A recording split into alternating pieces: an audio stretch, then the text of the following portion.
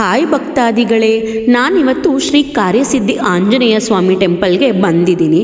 ಈ ಒಂದು complete details ನಿಮಗೆ ಡಿಸ್ಕ್ರಿಪ್ಷನಲ್ಲಿ ಮೆನ್ಷನ್ ಮಾಡಿರ್ತೀನಿ.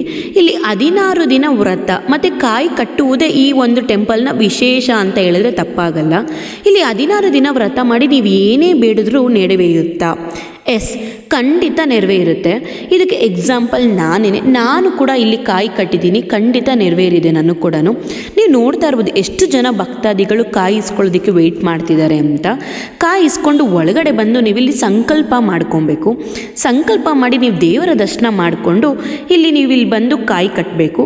ಒಂದು ಕಾಯಿ ಒಂದು ನಂಬಿಕೆ ಅಂತ ಹೇಳಿದ್ರೆ ತಪ್ಪಾಗಲ್ಲ. ಎಷ್ಟು ಕಾಯಿಗಳು ಎಷ್ಟು ಜನ ಭಕ್ತಾದಿಗಳು ಕಟ್ಟಿದ್ದಾರೆ ನೀವೇ ನೋಡ್ಬೋದು.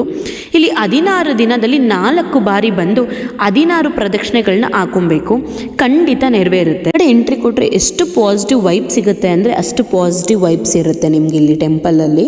ಸೊ ನಾವು ನೆಕ್ಸ್ಟ್ ಹೋಗಿದ್ದೆ ಕೆಫೆ ಕಾರ್ಯಸಿದ್ಧಿ ಅಂತ ಓಪನ್ ಆಗಿತ್ತು.